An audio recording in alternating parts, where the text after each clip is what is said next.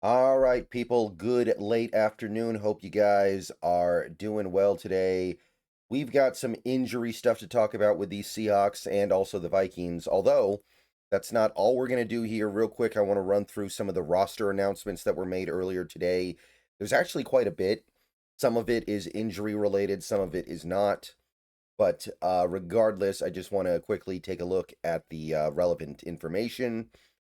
There was some notable stuff happening here, and some stuff that I think is going to excite people.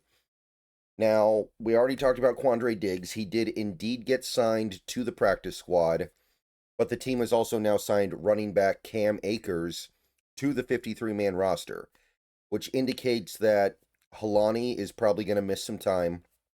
To my knowledge, Halani has not been put on injured reserve yet, but it sounds like that could happen based off this signing, and at the very least, he's going to miss some time.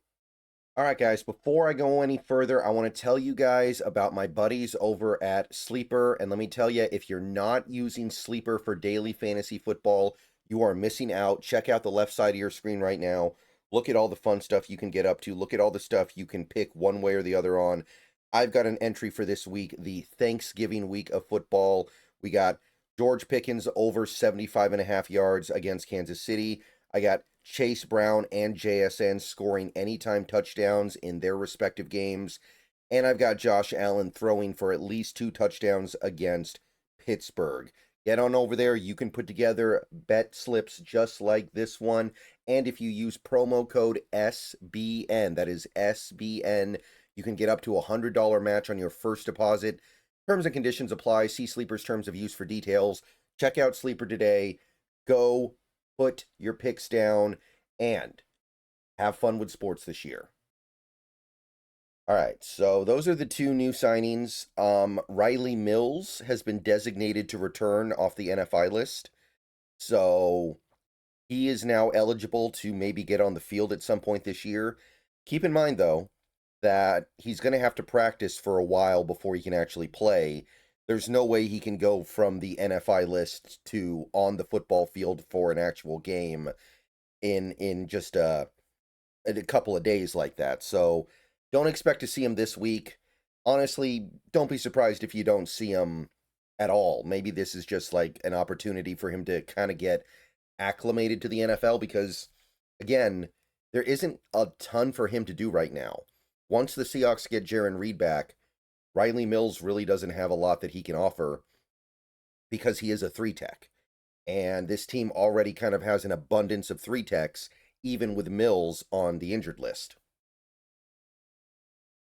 Other news would be this is more injury related as well. Julian Love and Eric Saubert will not practice this week, so they will not be on the field this weekend. So you can kind of cross Julian Love and Saubert off your list mentally. They're hoping that Love can practice next week. McDonald said that the expectation is that he's going to be able to practice next week, which means maybe we get him back for the Falcons. But, and this is really the important part right now, sounds to me like he's got a very good chance of being back for the Rams. And that's the money shot right now. So, unfortunate, he's not going to be able to come right off IR, but we can probably get by without him because another safety on this team that is injured looks like he's not in terrible shape. Ty Okada avoided going on injured reserve. They have labeled him day-to-day, so it sounds like there's a chance he does play this weekend. Now, we did lose Chaz Surratt. He got put on IR. He wasn't really playing very much anyway, so I'm not too worried about it. Pat O'Connell is just going to have to be the backup linebacker going forward.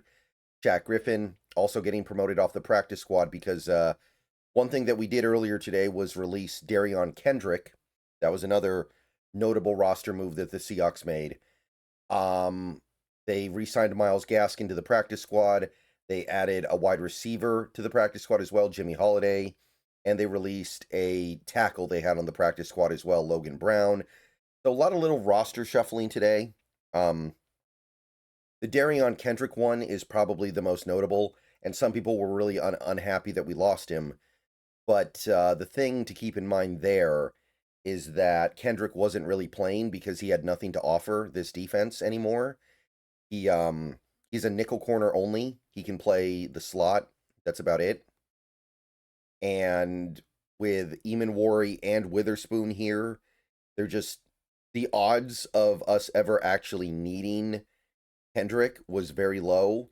And I got the impression that Kendrick kind of got blamed for the punt return touchdown on Sunday against the Titans, which I don't know if that was fair or not, but the implication I got from what Mike said was that they were holding that against him. So at that point, you're not helping me on special teams, and there's no real room for you to get on the field on defense because remember, he can't play outside corner. It was like, okay, we've gotten what we need out of you, but at this point we need other players more, so Kendrick is gone. I know he signed with the Rams. I know some people are annoyed by that, but there just wasn't an opportunity for him to play anymore. Okay, so now let's take a look at the injury report from Brady Henderson on the Seahawks side of things. It's pretty long. It's pretty long, not necessarily overly worrisome yet because it is Wednesday, but there's still some stuff to get through here. So the good news, or at least one piece of good news, we got Ernest Jones full participant. And earlier today, McDonald implied that Jones would not start practicing until later this week. So this is actually a surprise to me. It's a good surprise. Maybe he's further along than they expected.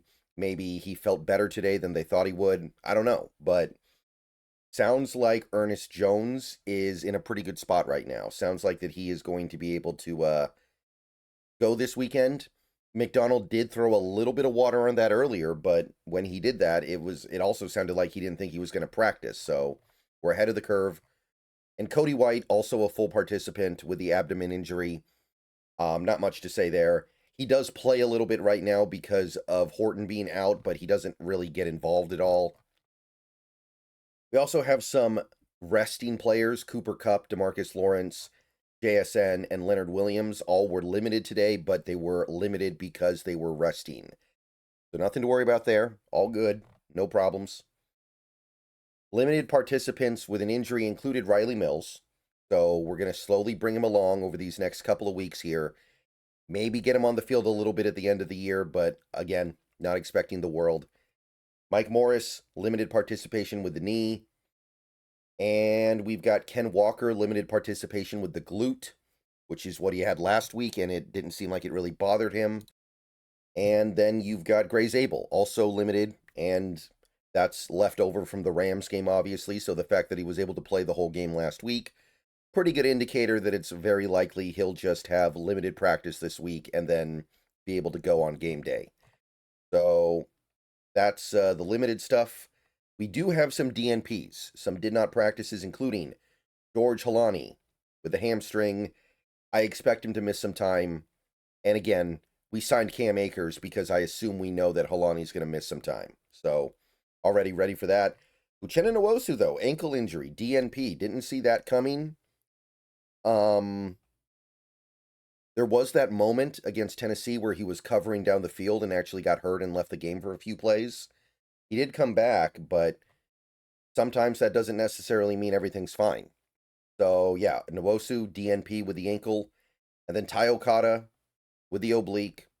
Same thing that took him out of the Tennessee game, DNP. And we kind of need him. We kind of do need him. So hopefully day-to-day clears up in the next few days and we're good. But overall, not too bad, especially given the fact that it is a Wednesday. And while they're still an NFL team, I'm not disputing that. I think we all understand that this Seahawks team is not going to push the pedal to the metal against a team like the Vikings right now when they need to preserve as much as possible for the really big games down the line against teams like the Rams, the Colts, the Niners, and then whatever postseason there may or may not be. All right, so that's it for the Seahawks. Let's go over to the Vikings here, official Vikings X account. They've got problems too, mainly on the offensive line, honestly. The offensive line's got some issues. Christian Darrisaw and Donovan Jackson, those are two starters on the offensive line, both DNPs.